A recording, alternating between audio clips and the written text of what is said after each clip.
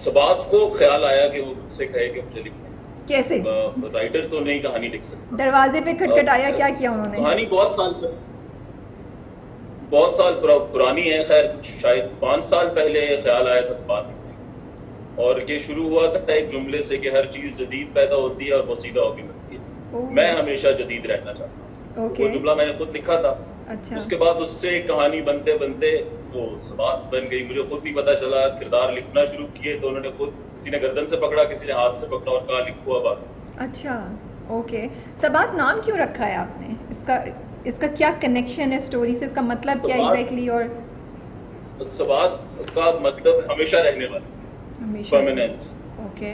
और उसमें मुझे, क्योंकि बहुत सारे नाम जब हम लिख रहे थे तो बहुत सारे नाम मेरे ज़हन में थे, बीच में कुछ ऐसी सजेशंस भी थी कि नाम चेंज कर देते हैं, लेकिन सबात एक ऐसा नाम है जो बहुत अरसे से मैं सोचता था कि अगर मैं स्क्रिप्ट लिखूंगा और इस तरह का स्क्रिप्ट लिखूंगा तो उसका नाम सबात रखूंगा। जब रेडियो करता था कुछ 10-12 साल पहले, तो जब मिराल का जो कैरेक्टर था, जब वो मेरे जहन में आया, वो मैं लिख रहा था, तो बीच में अगर आप देखें तो मिराल को हर चीज चाहिए, सब कुछ वैसा ही चाहिए जैसा वो चाहती है। और अगर आप देखें तो दुनिया में हर इंसान को कहीं ना कहीं सबात चाहिए। वो चाहता है जो ताकत उसके पास है वो हमेशा रहे।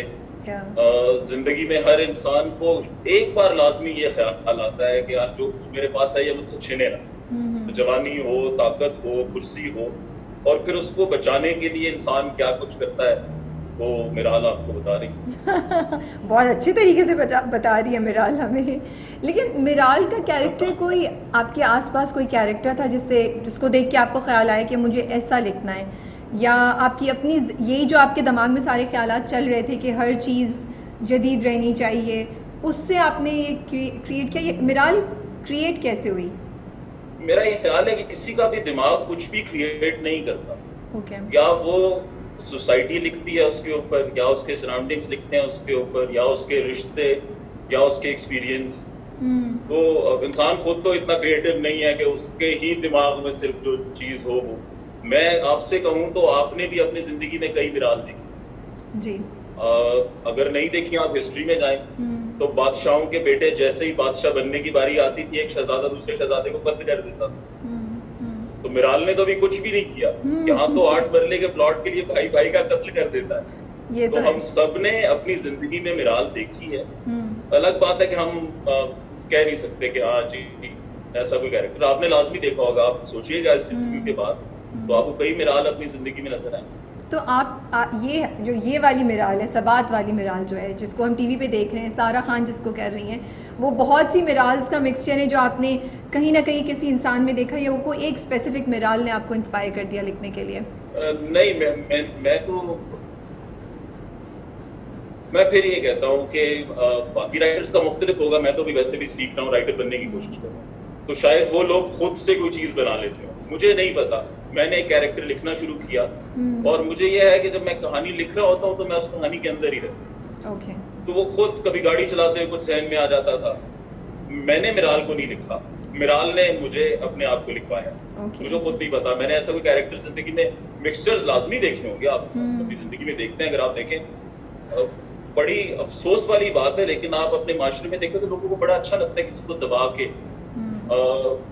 कुछ लोग होते हैं उनकी शान के लेवल्स होते हैं, जो उनके नौकर के साथ और होते हैं, उनके बॉस के साथ और होते हैं। बिल्कुल। मिराल हमें आम जिंदगी में नजर आती है, मुझे तो खैर कई जगह नजर आती है, रोड पे चलते नजर आती है। जिन्होंने नई बड़ी गाड़ी ली होती है उनमें भी नजर आती है।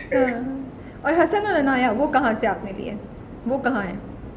अनाया का कैरेक्टर जो है वो, मैं हमेशा से ये कहता हूँ कि अगर आपने राइटर बनना है, जो भी मेरे कुछ दोस्त अगर मुझसे पूछते हैं, तो पैसे कमाने के लिए नहीं आप बन सकते। अगर आपने पैसे कमाने के लिए राइटर बनना है तो आपको बिल्डिंग बनानी चाहिए, कोई कारोबार करना चाहिए।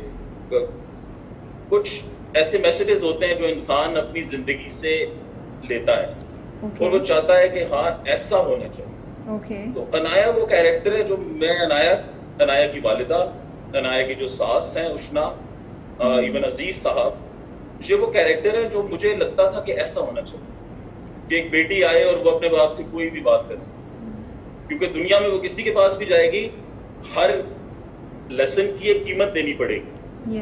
बाप एक वो वाहिद रिश्ता है जो बेलॉस है, और मेरा ख्याल है बच्चों को अपने मसाइल लोगों से नहीं, अपने माँ बाप से शेयर करने चाहिए, क्योंकि वो कितनी भी बड़ी गलती करेंगे, उनके माँ बाप उनको एक ऐसा लेसन देंगे जिसके बदले में उनको कुछ देना भी नहीं होगा। माशरा जो भी आपको लेसन देगा उसके बदले में वो आपसे एक कीमत दे। तो मैं हमेशा सोचता था कि अनाया जैसा एक कैरेक्टर जो बेचारा ना हो, जैसे एक बेचारा होता है ना, हारा हुआ ना हो, उसके पास हल हो हर चीज। तो अनाया वो उन थॉट्स का एक मिक्सचर थी जो मैं सोचता था कि हाँ ऐसा।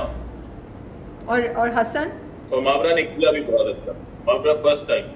Yeah, that's true. Mavra to has won us. मतलब Mavra has done an amazing job as Inaya. She's made us laugh. She's made us cry. मतलब हम कहीं भी कुछ होता है इनाया को तो हम उसके साथ फील कर रहे होते हैं, and the credit goes to Mavra for this. मैं तो बाकी जिंदगी उनको अनाया की नजर से देखूंगा, मुझे तो अब वो अनाया ही नजर आता। सही सही कह रहे हैं आप। और हसन कहाँ से लिया आपने? हसन भी आपकी ख्वाहिश है कि ऐसे होने चाहिए लड़के, या हसन कोई आपका दोस्त, अपनी पर्सनालिटी? हसन कहाँ से आया? हसन में कुछ है जो मेरी पर्सनालिटी से मिलता है, कुछ मतलब आपने सबसे बेस्ट कैरेक्टर जो है ना वो आपने अपने साथ रख लिया। नहीं, हसन बेस्ट कैरेक्टर नहीं है। हसन में बहुत सारे, जैसे हर इंसान के अंदर मसाइल होते हैं, वैसे हसन के अंदर भी बहुत सारे मसाइल थे। जब आप जिंदगी शुरू करते हैं तो आपको लगता है कि सब कुछ मेरे पाँव की ठोकर में है। जब ताजा कद बढ़ता है, ताकत आती है, इख्तियार आता है, तो हसन उस जोन में था। लेकिन जब जिंदगी आपको अपने साथ चलाती है तो कई बार आपको ये बताती है कि आप कुछ भी नहीं है। जैसे हसन इसी जगह पे सीन है एक हसन का, तो बैठा कह रहा होता मुझे कोई फोन ही नहीं करता, मेरा कोई हाल ही नहीं पूछता। तो जिंदगी अपनी हकीकतें आपको बताती है। तो मैं ये नहीं कहूंगा कि हसन बड़ा, जब आप कहानी लिखते हैं तो आप उसमें वो गलतियां तो नहीं लिखते कि मेरी हसन जैसी जिंदगी है। लेकिन हाँ, हसन कुछ मैं इसलिए रिलेट कर सकता हूँ कि जब मैं इस्लामाबाद में रहता था तो जिंदगी और थी। हम रेडियो शोज करते थे और नए जवान हुए थे, तो और जब मैंने बेबसी को देखा कि बेबसी क्या होती है तो मुझे अंदाजा हुआ। तो वो कुछ चीजें हैं, खास तौर पे वो जो एक सीन है कि वो पैसे लेने आते हैं और वो कहते हैं जरा मेंटेनेंस भी दे दे। क्योंकि जब मैं इस्लामाबाद में रहता था तो अब्बा जी सारे पैसे खर्च करते थे, आज तक वही करते हैं। तो जब मैं अकेला रहने लगा तो मुझे अंदाजा हुआ कि एक साबुन भी एक कीमती चीज है, टूथपेस्ट एक कीमती चीज है। तो जैसे हसन एक घर से निकला था और एक अपार्टमेंट में आया था, तो मेरे ख्याल से कुछ चीजें वो मैं रिलेट कर सकता हूं। ओके। एंड डॉक्टर हारिस, मेरे ख्याल से हमारी खुशकिस्मती है कि डॉक्टर हारिस के लिए हमें उस्मान मुख्तार, इवन मैं सब कैरेक्टर्स के लिए कहूँगा कि सबात में जितने लोग हमें मिले, मैं जब देखता हूँ मैं कहता हूँ इसमें अल्लाह की वाकई एक कोई खास मदद शामिल। कि अगर आप हसन देखें, अमीर गिलानी कमाल, अगर आप अनाया देखें, मावरा कमाल, अगर आप सारा खान को देखें, मिराल, इवन मौजम अली खान को, मोहम्मद अहमद साहब तो क्या बात है उनकी। मैं ड्रामास नहीं देखता, मैंने अपनी जिंदगी में 1 या 2 ड्रामा। मोहम्मद अहमद साहब को देख के इंसान को लगता है कि वाकई पाकिस्तान में ऐसे एक्टर्स हैं जो जिनका मुकाबला हम दुनिया में कहीं कर सकते।